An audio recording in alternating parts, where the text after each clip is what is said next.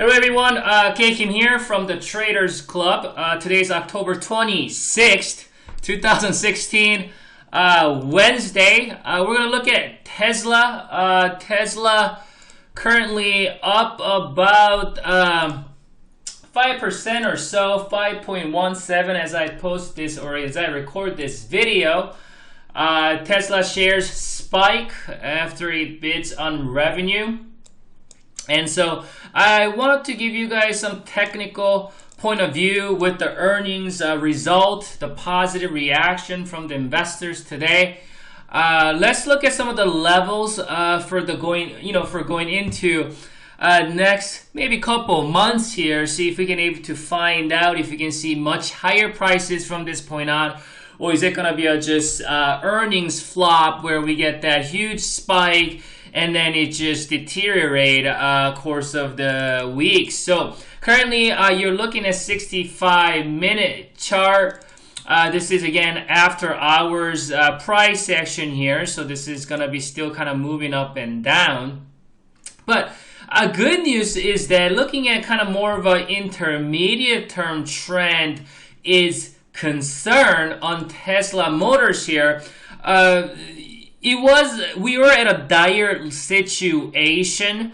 Obviously, this was a level that needed to hold 193-ish, and we've held that level. But really, the more problem was that the cultivation of this downtrend. Do you see this? This is high right there back in 235, and then 227, another high. And then there's another lower high at 213. So we got this accumulation of lower highs along with the lower lows in the intermediate term. This was a dire situation for Tesla. Not to mention, if we go to actually daily chart, you can see, I mean, this is just the level that obviously this was a Model 3 announcement and we saw the V-shaped higher move. And so obviously this was a very, very important pivotal level. Somebody would like to call this a congestion zone. Whatever you like to call that, that is an important pivotal level. Historically speaking, I mean, at least going into last 3 years here, this was the important level. We're just kind of flirting. We've been flirting with that level while. Again, this daily chart is not consist of that earnings pop, so that's not you're seeing. And while we are bound by this falling resistance, and some people might even look at this as I've been seeing on StockTwits and Twitter that people are calling this what is that? This what do you guys call that? Because I don't really validate that in my trading. Oh dang it, I forgot the term for this. But you guys know what I'm talking about? The rounding. Oh, rounding top, right? Because it looks like a rounding top pattern there. The problem with the rounding top is, people always call, they've been calling rounding top, well, here, like this, and to expect it to do that, it didn't happen. So then they changed the rounding top to that is being expected to go to 200. Essentially, it actually did figure out that rounding top actually might have said, hey, finally, there you go. The round, looking at like this here. All right, there you go. There's the rounding top. Right, and finally this thing is ready to file for bankruptcy. I mean, how many people heard that down here, that Tesla is going to go to nothing, right? There's always crazy people saying crazy things. And then, we've been physically, and then now it keep expanding. You see how they keep expanding this rounding top? This is a reason why it is not stable to, look at these rounding tops to forecast any kind of topping pattern. But right now, I think, in my opinion, this is more of I would look at that not really a rounding top. I would look at that more of a kind of a channeling type of action there. I would look at this more like a channel. We got these flops up and down. I mean, this is how it's going to, this market loves to trap, right? This is what you call a bull trap. And this was a bear trap, but if we put that aside, you can see that we're in this range bound, and so this is what we call a channel, or you can call it a consolidation. But obviously this, again, going back to the subject here, this level of 200, 190-ish level is very, very important level. And we're getting into the dire situation as we get closer and start to really, really getting pressure by the sellers on this downtrend resistance. So I think with that, today's move, we are currently trading around 213-ish, right? 214. So that's right at this resistance level. So good news about that. Let's actually go back to 65-minute chart and let's talk. There you go. So good news about that move is we have cleared this downtrend resistance, as you can see right here. But we're back at that horizontal resistance. But at least we are not cultivating, we're not establishing a downtrend, lower highs anymore. We may, some people might even look at this as a double bottom reversal formation. And we talked a lot, last time we did see that inverted head and shoulder formation right there. That's why we were able to see that kind of bounce. And we actually saw another inverted head and shoulder with today's move. Now that the inverted head and shoulder is confirmed.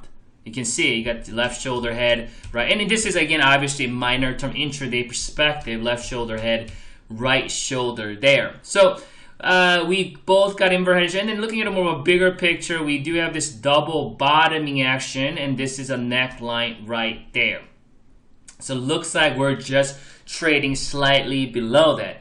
I mean, what's the, what are coins? You can look at what are coins that we're just right at that 213 currently. No, it's not coins. This is what we call overhead supply, right? People who either bought it at this level, who are, who were in a hole for longest time. Once it got back up to that 214, either they're taking some positions out or, trying to take some profit or at least trying to break even. So that's what we call overhead supply. That's what these resistance levels matter. And so the problem, and so going into this remainder of this week and next couple weeks, the problem is, or the question is, are we able to, right? Are we able to get above the resistance of 216? Are we able to get above 216? And then commencement, after getting above it, are we able to see the commencement of the double bottom? For sure, if this double bottom plays out, this thing will probably go to 230 and 240. And I think that's a sure thing that if we do see this double bottom actually playing, just to let you know that this is much more stable reversal pattern. The V shape is not as strong as, you can see that this is what we call a basing period. And it took so much longer to build that base compared to this one. This took just couple days and just reversed right back up. Instead, this one, it took 2 months. This was a 2 months, that's what we call 2 months of cultivation, right? 2 months to build that double bottom, and then now we're right on the neckline. If this thing actually confirms, I think there's a great chance that we'll get to about 230, 240-ish for sure, right? So how do we know that this has been confirmed? So obviously, going into tomorrow and next week, we want to see the price. Let's actually go to daily chart. We want to see the price right there, 213. Price staying above 213.65-ish and closes above it like this. Again, what I mean by closes above it, I mean it stays above it. When the market closes, you want to see the price staying well above it. But again, this market loves the head fakes and shenanigans, right? We saw that last time right here. This is resistance, and when you are watching, it got above it for a couple days, and then it just, flopped, right? So what we need to see to make sure that this double bottom, is going to be confirmed is we see that pop, And then either if this thing continues higher for a couple of days, or if this thing falls back, we want to see 211.37 hold, or 210 to 211 hold, meaning you see right here, this was a 224.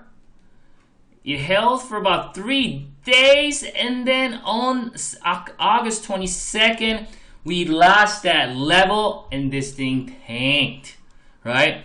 So if this thing would have held, this would have been like a bull flag, and we would have seen something like that. Instead, we closed below it, and the next day what happened? Tankage, right? This was because a lot of stocks were taken out. Just people are panicking there. So same way that you really. So again, let me put the price there so you can easily see. I'll make it with red 212.32. Okay. 212, and don't be so obsessive with that number. What I would do is around that vicinity, I'll say 210, 212, 210, 212. Okay, in that if this thing, and again, first step, closes above it, and then this thing may, let's say if this thing does fall back, I mean it may continue higher for a few days and fall back. I'm not sure how it's going to play out, but let's say it falls back and retest that 212.32, 210ish. Then you want this level to hold and then bounce off of it. If you can see something like that, I think at that point 240 is pretty easy to get to. And then after that, wait, I'm on a weekly? Oh my gosh. Sorry about that, guys. We've been looking at a weekly. The whole time out there we're looking at daily. But, okay. Actually, so 213. So 213, 212, 213-ish level, right? So if we get above that, if this falls back, you want this level to hold, right? And then bounce off of it. Then I think there's a great chance they will get to 235.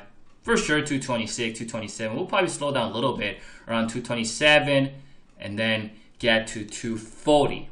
And that will be once you get to that level, we'll have to reanalyze Tesla technical perspective and just kind of find out we can have to break above that. For now, I think these are the levels that you like to watch going into the next couple weeks here, 2-3 weeks. Just keep in mind that we already had this gap.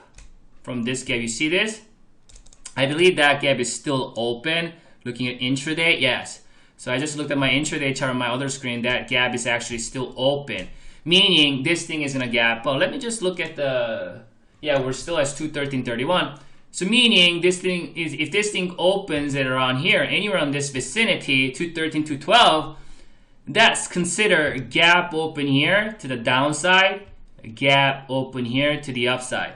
What does that mean? This is what we call an island reversal. So now here, so this is what we're going to analyze here. So obviously, first of all, we had that double bottom reversal formation. Again, we haven't confirmed, and I told you how to look for the confirmation. And then we have this gap still open. And this thing's open somewhere here and keeps the gap open, not gets filled right away or in a couple days. Let's say we stay above 209 in that vicinity and then able to drive higher to the upside. And let's say this gap is open. That's what we call an island reversal, meaning this thing is island. Do you guys remember what else we had island reversal? And island reversal is actually a pretty strong form of reversal. This is Apple. You remember? Huge gap here. And this is a textbook island reversal right here. And obviously this was much longer formation of a basing period. It took what? April all the way to August. This is a 4 months. Tesla had about 2 months of basing period. But that was a 4 months of basing period. We had this huge gap down and we got a gap up. That's an island reversal. It also did look like double bottom. This is a full-on island reversal of that double bottom. Look very, very bullish in that. And then I wrote an article on this day here, July, that why I believe that Apple has bottomed. You can actually still look at that in my blog. 4 reasons why Apple has bottomed. And since then, Apple has made progress after that island reversal. And you can see we're up here. Actually, did pretty well today, even though there was a gap down with the earnings. But this gap, again, I'm not. Why am I analyzing Apple here? Let's go back to Tesla. I actually did analyze Apple yesterday on yesterday's market update. So I just want to give you that aspect of island reversal, and obviously that was much stronger island reversal because of that whole double bottom had that island reversal, like gap open down, a gap open to the downside, gap open to the upside. This one, we're just seeing the gap open on the right side of that double bottom instead of the whole thing, so that it diminishes its potency. However, it's still there, so it's better than nothing. So those are the technical reversal sentiment that you're currently seeing here. But again, that 230, you know what? Just so you can you won't be so obsessive with this number. Let me just give you right here. Okay, this vicinity. Okay, right there. So as long as we stay above 210 and 213-ish, this vicinity, and keeps the gap open, I think there's a good chance it will confirm double bottom there. And then there's a good chance that it will get up to 227 and 235. So going into tomorrow, let's look at a 65-minute chart here.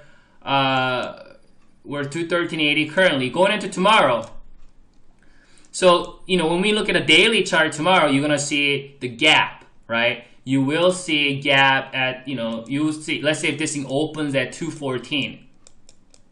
Let's say this thing opens here, then you're going to see the big gap. What we want to see is this gap stays open. This gap stays open at above 210. And then this thing clears 213.71.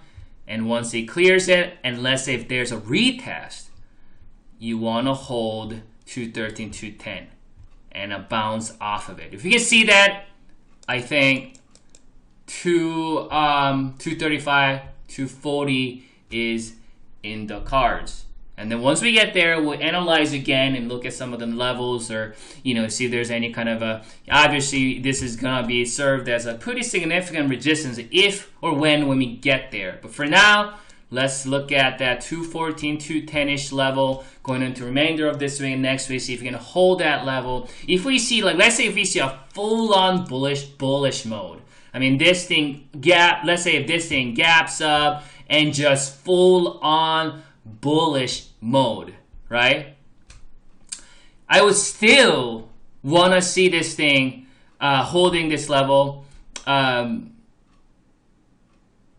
think if we do see a full-on bullish mode, because we have formed this double bottom, and this has been, it took 2 months to establish that basing period, that double bottom, and along with that island reversal, I think if we do see a full-on bullish move, I think we'll get up here pretty quickly. We may see a little little pullback next day, but as long as we can able to form some kind of bull flag pennant pattern, then I think not like strong bearish move, but like I said, if we can able to see some kind of a bullish continuation pattern, I think there's a good chance we'll get to about 240-ish. And again, Tesla is highly emotional stock, meaning once this thing goes, this thing really go. That's why this is the reason why you see a move like this up and down and then comes. It's just very highly emotional. I don't want to say manipulated, but I think it's a very highly emotional, especially it's being,